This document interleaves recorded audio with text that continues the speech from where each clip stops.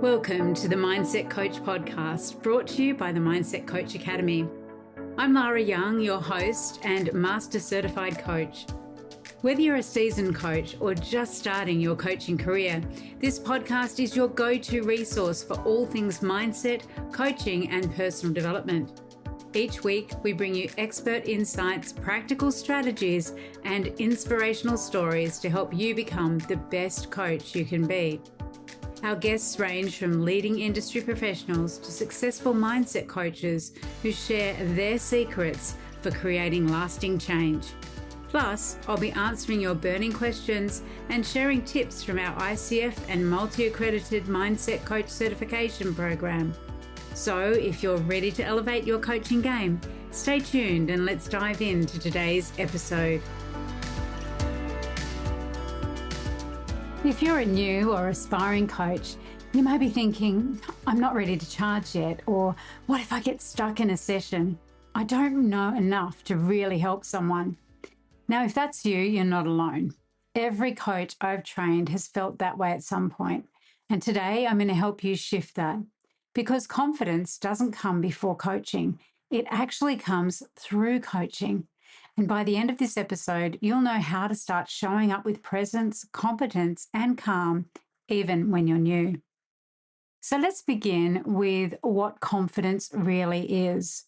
Because confidence isn't the absence of nerves. It's the trust that you can handle whatever happens in the room. And that trust grows from confidence, skills you've practiced, refined, and embodied.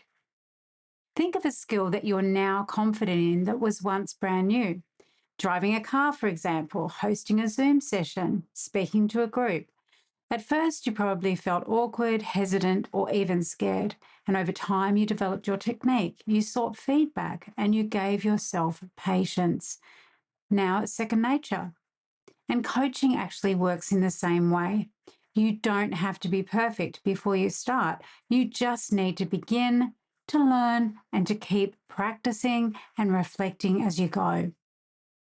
Now, one big shift for new coaches is realizing that your role isn't to be the expert on the client, because that's their role. Your clients are the expert on themselves. They are the expert on their life. They know their history, they know their values and their goals. Your role as the coach is to partner with them, to elicit, uncover, and draw out insights and actions that will help them to move forward. You're not here to fix things or to hand over solutions. You're there to create a safe, structured space where their own wisdom and agency can surface. That's what makes coaching so powerful and what relieves you of the pressure to know it all. So one of the things that you can do is to use structured models. And this really sets you free. And structure actually enables your coaching intuition to come into play as well. There are lots of different coaching frameworks like the CLEAR model, the GROW model, and our own mindset coaching model that really give you a clear path through a session. Now, of course, the client is always bringing the material to coaching. So when you ask great questions, when you're using a framework, you asking great questions, what you're doing then, of course, is you're listening intently for the response. You're really actively listening to your client and then asking questions to follow on from that. And in the background, you know that you want to help your client to move through a session, through a goal exploration, through a problem exploration, from the start to the beginning. And so in the back of your mind, you actually have this framework to rely on as you move through all the phases with the client, but you're actually guided by what the client is bringing into the material. And as long as you know, for example, with the GROW model, that you're moving from goal clarity, the G, into the current reality, the R, then into the options, what could they do, and then into the will, the W, what will they do. As long as you know that that's the general flow, then you have that guidance, that background of guidance that really does help your client to feel safe and secure as well, knowing that you have a direction, knowing that the session has a purpose and an intention. And as you become more adept at different coaching models, you'll see that sometimes we can jump around based on what the client brings into the session, what they share with us. When you do have a solid framework, and we teach many of them in our ICF, ACC, and PCC accredited programs in the Mindset Coach Academy. And once you have that framework that allows you to have the license to actually use those great questions and use your intuition. And with these models, you're never lost, because what you can do is just relax, focus, listen to your client, and really let your curiosity guide you. Curiosity is the most important state, I think, that a coach can be in. When we're curious about our clients, it helps us to listen intently and also ask great questions with intention of helping our clients to have those insights. Now, the second thing that you can do is to make sure that you're practicing in safe containers, because confidence is actually built in those safe spaces. And that's why we run practice sessions inside the Coach's Success Studio. You get to coach your peers, to be coached yourself, and to gain feedback, all without pressure. You experience each modality from both sides, which deepens your understanding and competence. And over time, that competence becomes confidence. And this is how we teach in our programs as well. So, for every modality, every tool, framework, and technique that we teach you, you actually experience it as the coach and as the client in that coaching experience. And that gives you the confidence as well to know this technique works, or this tool works, or this framework works, because you're experiencing it firsthand. Have a question you'd like answered on the show? Or maybe there's a topic you'd love for us to dive deeper into? Reach out to us via social media or email us directly through our website. Your input helps us create content that's relevant and valuable to you. Remember, this podcast is here to support you on your coaching journey. So please do connect with us. We can't wait to hear from you. The next thing that we can do to build our confidence as coaches is to actually rewire your own self-talk. Because as a coach, you're often helping clients to shift their thinking. So my recommendation is that you model it yourself.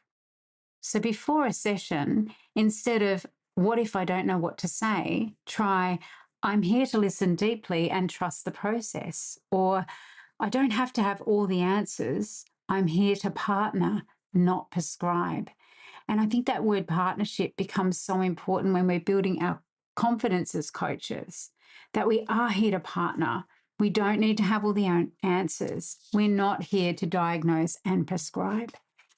And I create a safe, structured space where insights emerge.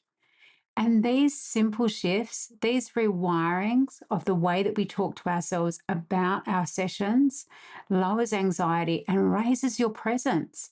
And when you're present, when you're immersed in the moment, when you're in that positive psychology state of flow, where there's a level of challenge, but there's also this level of interest and curiosity, then things go really well.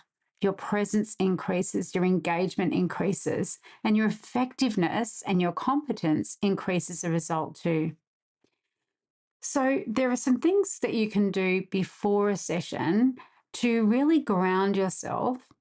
And there are things you can do after the session to reflect on how it went. So before a session, you can set an intention.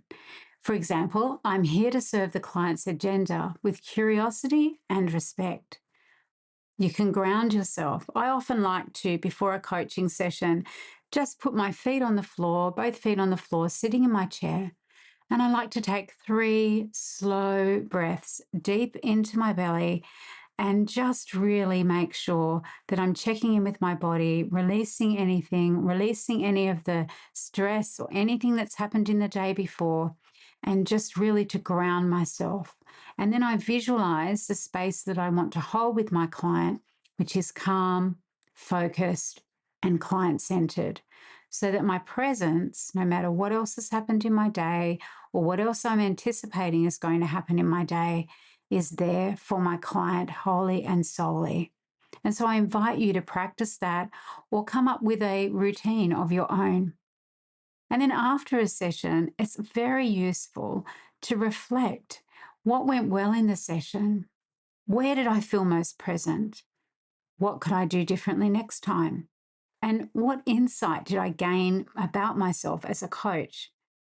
When you make reflection a habit after sessions, and you know what, those questions do not take very long to answer at all. But what happens is you start to learn more and more about yourself, and your confidence grows much more quickly. Now, let's talk a little bit about imposter syndrome, because almost every coach wrestles with imposter syndrome. It's that voice going, oh, who am I to do this? Well, I don't know.